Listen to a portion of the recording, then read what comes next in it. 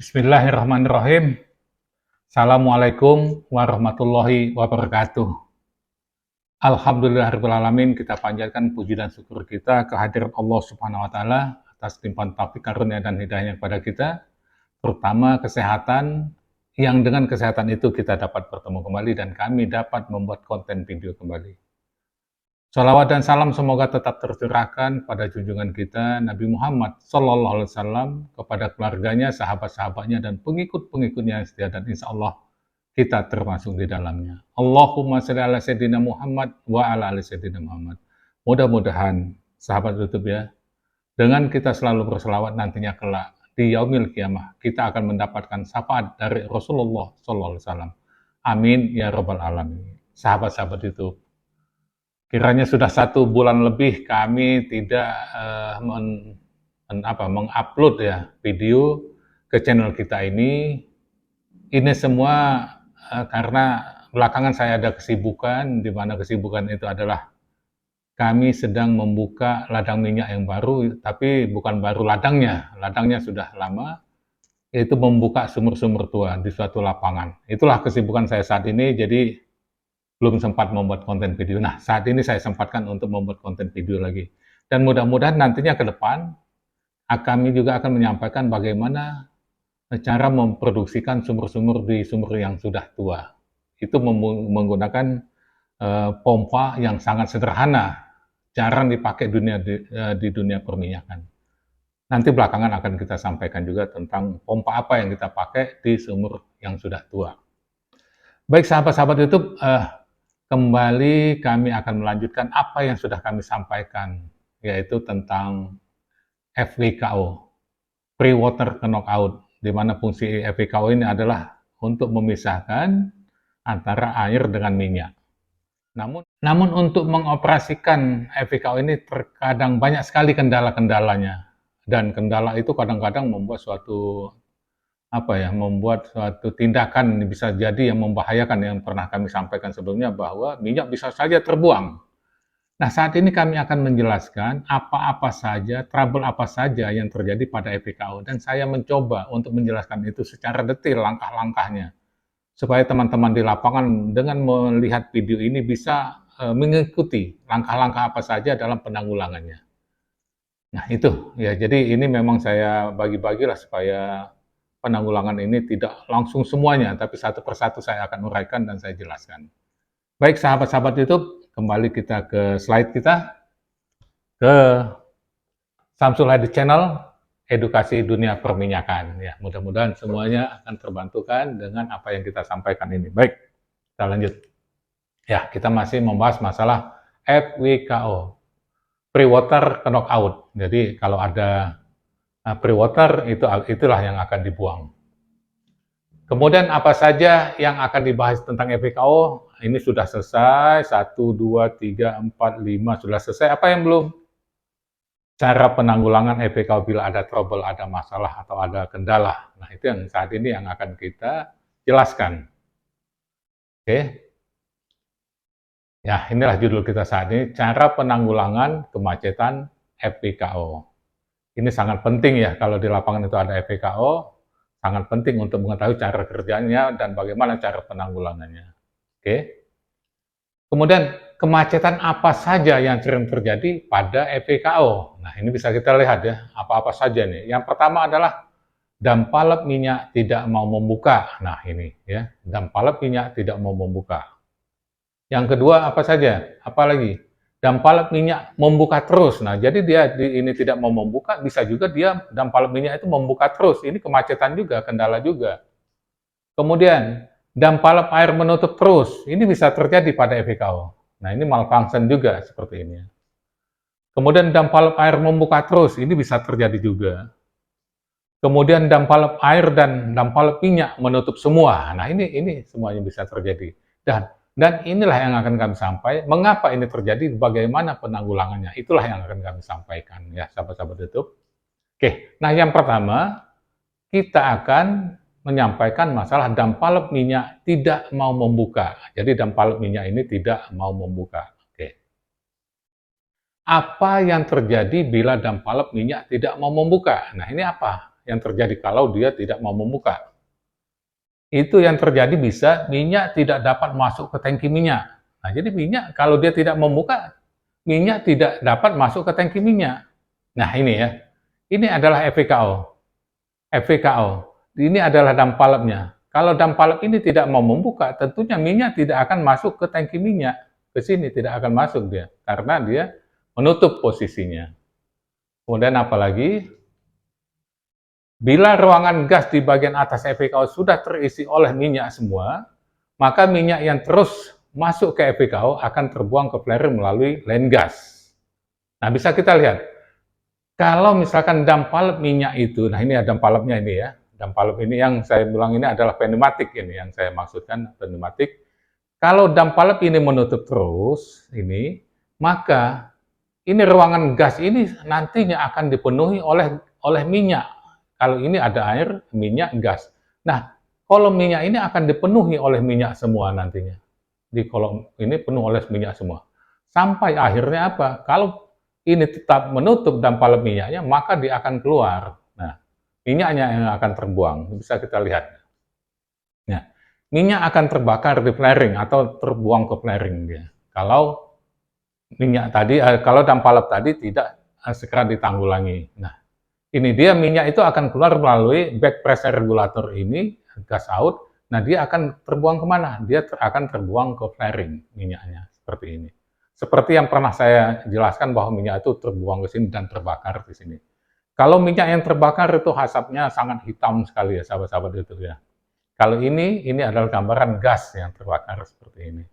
Kalau minyak dia hitam. Oke. Penyebab dampalap minyak tidak mau membuka. Nah, ini kita membahas apa penyebab-penyebabnya. Yang pertama bisa jadi karena supply output dari controller ke dampalap tidak ada. Jadi supply output ke kontrol dampalap itu tidak ada. Apa maksudnya? Jadi supply output dari kontrol valve ini tidak ada. Jadi di sini tidak ada supply-nya. Tidak mau membuka itu karena tidak ada supply output di sini. Jadi di sini ini nol outputnya. Ada supply, ada output. Jadi nol.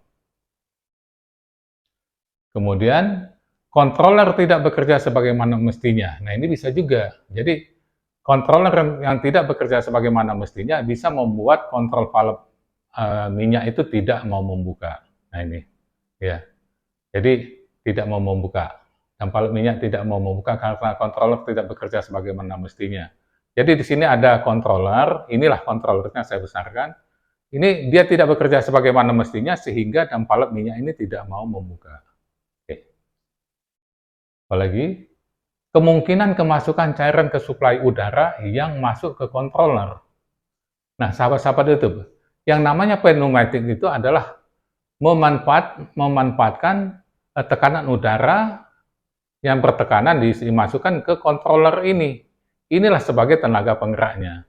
Nah, kalau itu kemasukan ya, cairan ataupun apa, sehingga controller ini tidak dapat bekerja dengan baik.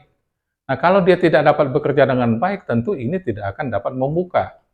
Jadi semestinya hanya udara. Biasanya ada drain valve di sana, yang kalau ada cairan itu harus dibuang. Seperti itu ya. Oke. Fluter untuk controller lepas dari stang fluter. Nah, ini bisa jadi. Jadi, kalau fluternya lepas, ya untuk controller itu lepas dari stang fluter, maka dia tidak akan bekerja. Nah, misalkan ini ada stang, ini ada stang fluter, ini ada fluternya, di sini ada pin biasanya. Nah, bisa jadi pin yang di sini ini kalah, sehingga dia lepas. Kalau ini lepas, tentu ini tidak akan bekerja. Fluternya tidak akan turun naik sehingga stangnya kosong. Kalau dia kosong, ini tentu tidak akan menutup ada nozzle di dalam controller ini. Jadi dia tidak akan bekerja dengan baik. Jadi bisa jadi stang fluter ini lepas. Sehingga tidak bekerjalah dampalap ini membuka dan menutupnya. Kemudian apalagi bisa juga karena membran dampalap bocor. Nah, ini sahabat-sahabat itu. Apabila dari controller ini sudah mengirimkan output ke dampalap ini, tapi dampalap ini di sini ini ada membran di sini. Nah, kalau membrannya pecah ataupun bocor, maka dia tidak akan bisa mengangkat dampalap ini sehingga dia tidak mau membuka. Nah, itu ya. Jadi masalah-masalahnya seperti itu. Oke, sekarang bagaimana cara penanggulangan dam palep minyak yang tidak mau membuka? Oke, satu-satu kita lihat ya. Penanggulangan dam palep minyak yang tidak mau membuka. Pertama, penanggulangan pertama adalah membuka palep bypass. Nah, ini penting sahabat-sahabat itu ya. Apabila dam palep minyak tidak mau membuka, segera buka palep bypass. Mana palep bypass? Nah, ini ada di sini. Kalau ini ada dam palep ya, ini dam palep ini masuk ke tangki. Ini masuk ke tangki. Nah, di sini sebelum dam palep ini sudah diantisipasi. Apabila dam palep ini ada kemacetan, maka menutup misalkan, maka di sini ada bypass, palep bypass. Nah, palep bypass ini harus dibuka untuk penanggulangan sementara. Nah, bagaimana membukanya? Sambil dibuka palep bypass ini, kita perhatikan level di sini. Levelnya kita perhatikan. Nah, levelnya kita perhatikan, jangan sampai kosong, jangan juga sampai penuh kelewatan. Seperti itu ya. Jadi, ini penanggulangan pertama, buka bypass. Oke. Kemudian apalagi? Pastikan bahwa suplai udara ada dan tekanannya cukup. Nah, ini kita pastikan dulu. Suplai itu ada nggak? Suplai udara yang masuk ke controller itu ada apa tidak? Nah, ini ada controller namanya. Ini adalah suplai. Nah, bisa dilihat di sini. Ini juga adalah controller. Ini adalah supply. Ini adalah output. Nah, kita perhatikan di sini ada nggak dia naiknya? Dia mencukupi nggak tekanannya? Itu minimum paling tidak 20 PSI. Kalau ini 0, tidak ada, maka otomatis ini tidak akan berfungsi. Tidak berfungsinya itu karena tidak ada supply. Supply udaranya tidak ada, sudah pasti. Nah, kalau itu yang tidak ada, supply-nya artinya supply-nya ini yang harus kita tanggulangi. Kenapa tidak masuk ke sini? Kita selesaikan masalahnya seperti itu. Sampai ada supply udara yang masuk ke sini.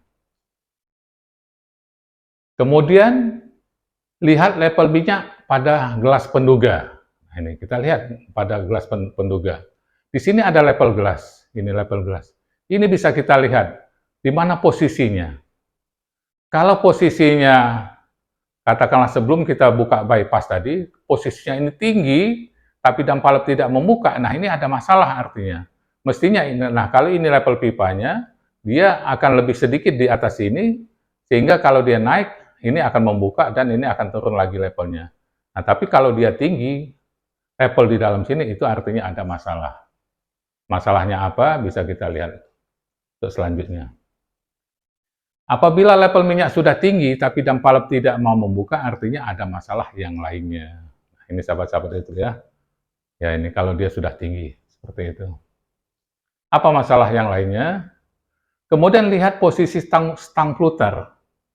Apakah sudah menutup nozzle udara di controller? Nah, sahabat-sahabat YouTube ya. Jadi, dari stang fluter itu dihubungkan ke, nah ini seperti ini. Ini saya ambil, tapi ini bukan sebetulnya bukan untuk FPKO ini. Saya ambil yang lain ini. Nah, ini ada stang fluter nih. Ini stang fluter, di stang fluter ini ada flipper namanya. Flipper itu menutup nozzle. Nah, mungkin saya gambarkan begini, sahabat-sahabat YouTube ya. Jadi, di sini ada nozzle. Nah, ini ada nozzle, ini ada udara tentunya. Nozzle ini di ujungnya ini ada lubang kecil di sini, ada lubang kecil. Nah, nanti ada flipper yang menutupnya. Flipper inilah yang dihubungkan ke stang fluter. Nah, jadi apabila ini tidak menutup ya, apabila dia telah menutup controller ya, artinya dia sudah memerintahkan dam palep itu untuk membuka, atau dia sudah memerintahkan ada output. Jadi apa ini, sahabat-sahabat itu ya? Saya jelaskan lagi. Apabila ini sudah menutup, artinya ini kalau ini ada supply, ini supply ya, supply misalkan 20 lah gitu, 20 PSI. Maka apabila ini sudah menutup, artinya ini gas udara ini tadi sudah tidak terbuang lagi dan itu akan menjadi output.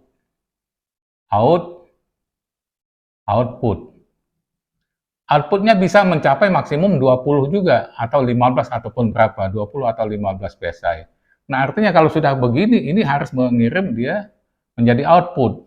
seperti itu. Nah, tapi kalau dia tidak menutup, nah ini artinya ada masalah. Kalau ini sudah tinggi, level sudah tinggi, tapi dia tidak menutup, itu artinya ada masalah. Oke, kita lanjut. Nih, jadi apakah stang fluter telah menutup nozzle controller? Maksudnya ini, jadi kalau dia sudah menutup, artinya fluter itu sudah bekerja dengan baik, menutup nozzle ini. Ini ada flippernya. Kemudian, apalagi? Nah, ini saya besarkan aja nih ya. Ini lebih besar lagi ini. Nih, ini flippernya nih, menutup nozzle. Ini namanya supply, ini output. Nah, ini kalau posisi ini ada output. Ini kalau posisi seperti ini dump valve-nya harus membuka. Oke.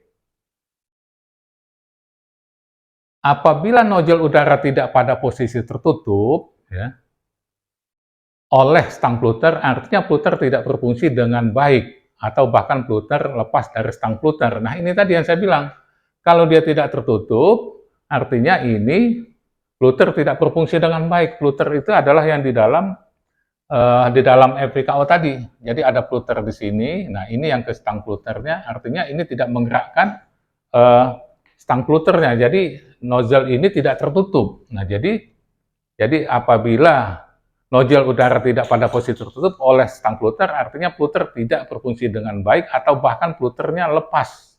Nah, maksudnya ini lepas, sahabat-sahabat itu ya.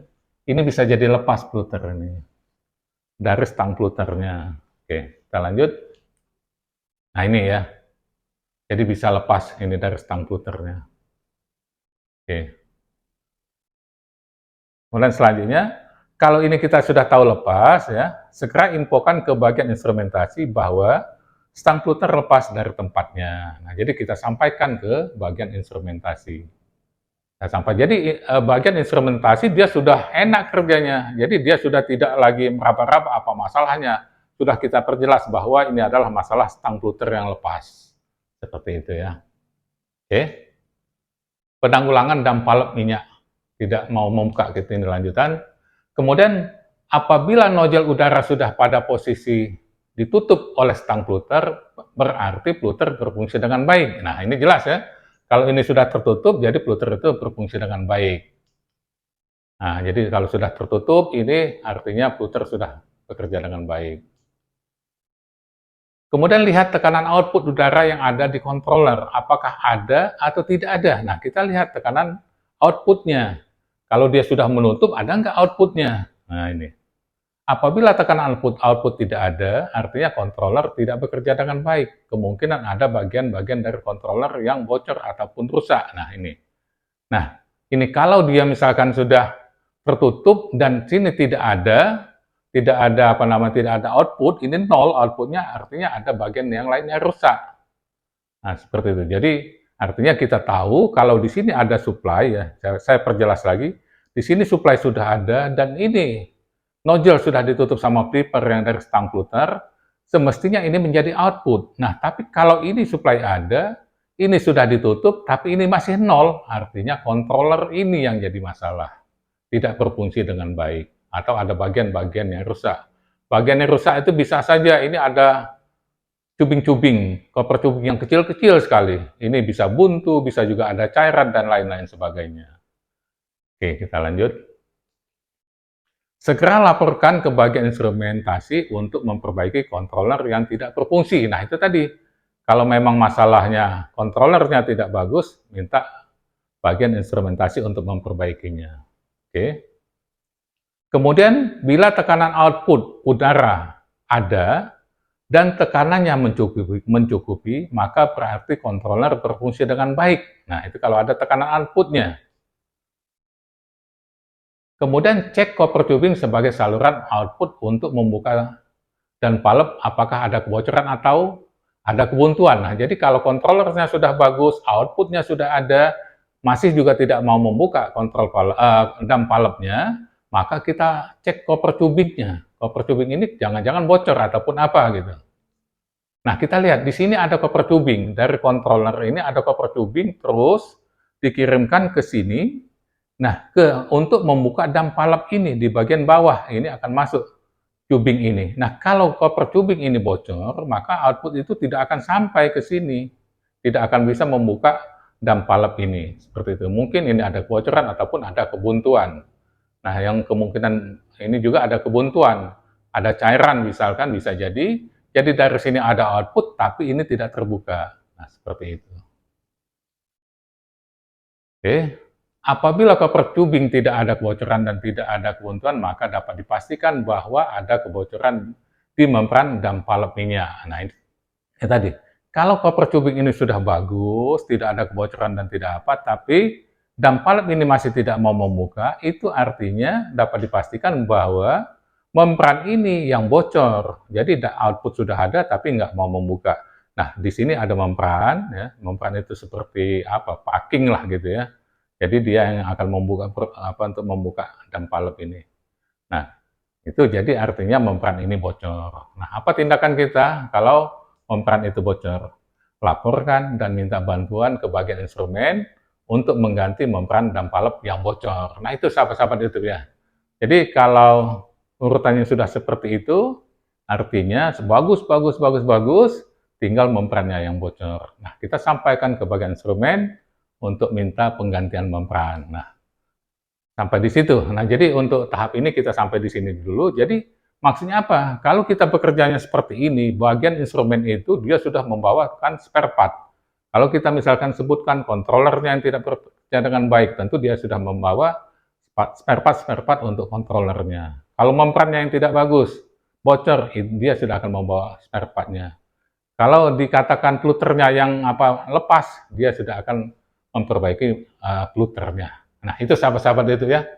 Ini saya memang sengaja lebih detail lah supaya bisa menjadi sebagai petunjuk lah bagi kawan-kawan di lapangan bagaimana untuk menanggulangi EPKO yang macet.